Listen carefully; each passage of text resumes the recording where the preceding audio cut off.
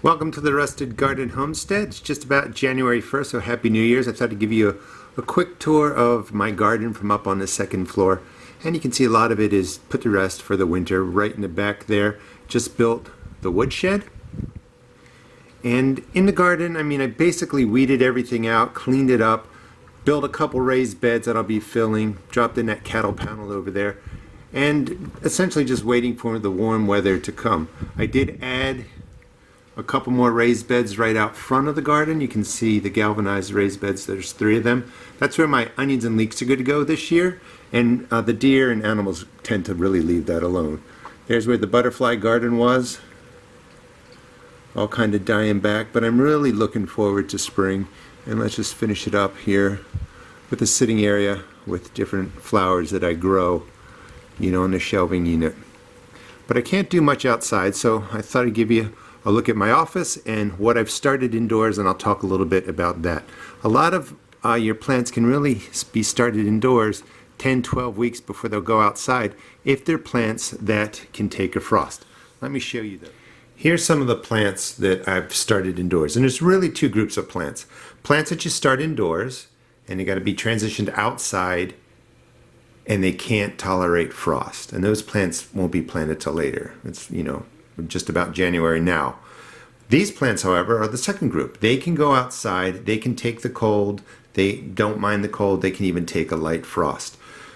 A lot of these plants that I start around January need a good 8 to 12 weeks to grow. Let me show you what some of those are. Your leeks and onions can take a frost. These are overseeded, these are leeks, and they will really fill this cell up. I'll break them apart, they're most indestructible. They will go outside when the frost is still around. And these are just some of my onions that are starting to pop up. These are planted on December 20th. Today is December 29th. So in 9 days you get all that growth. In this area, right under there, those are strawberries. From seed they can take a good 10 weeks.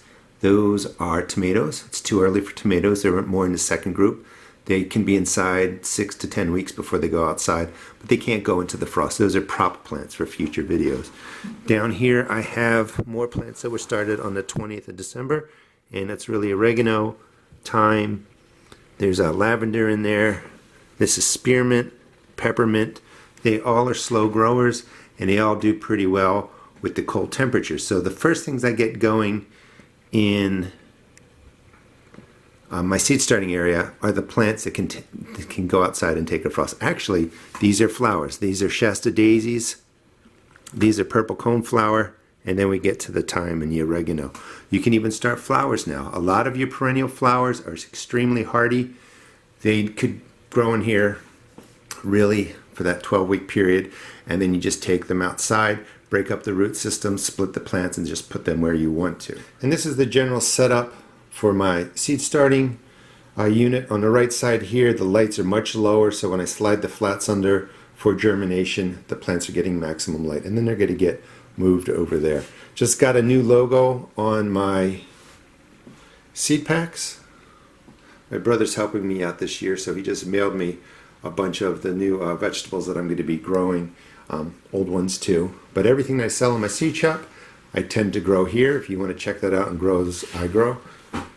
Over on this side, the lights aren't on yet, but they're much higher. So when my plants get bigger, they're going to go under here, and you don't have to worry as much about light when your plants are bigger. You can raise the lights and you can have a good 6-inch gap between there. Unlike when you're seed starting, you only want it like an inch off the ground. Just different supplies I use for videos. And over here is some of my collections of vintage gardening items. I just like collecting old garden related, say, memorabilia for lack of a better word. I'm even collecting for fun the different handles that come off of faucets and stuff.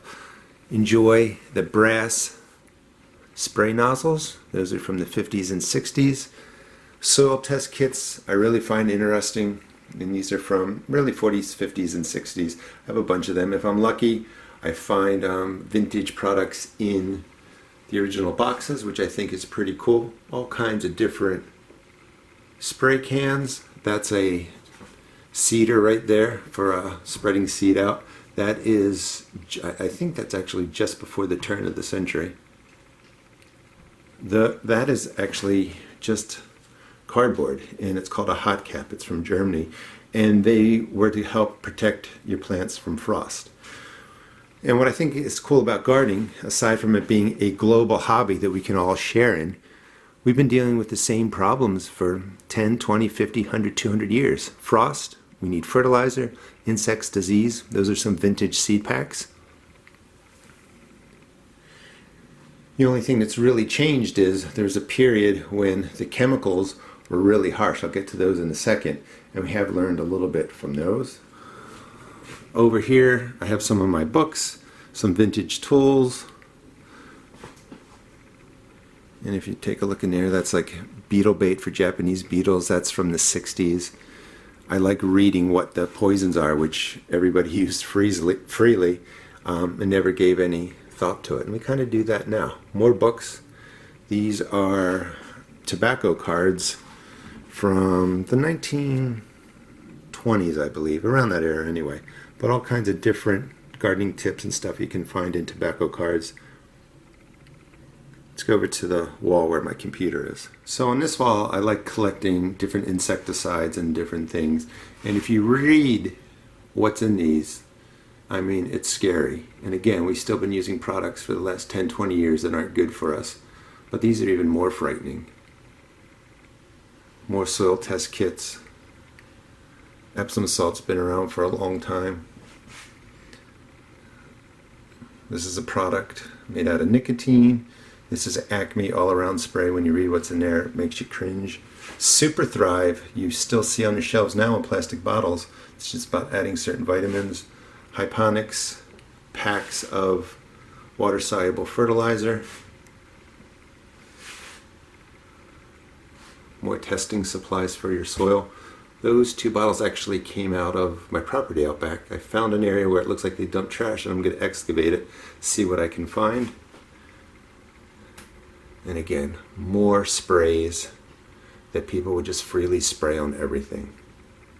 So this is pretty much what I do during late December, beginning of January. I kind of search eBay, find stuff for my collection, and then slowly start rolling the plants and seeds into the grow light areas. And for January, again, what I'm rolling in is plants that can take a light frost, need to grow 8, 10, 12 weeks, and they will be going out hopefully about the 1st of March.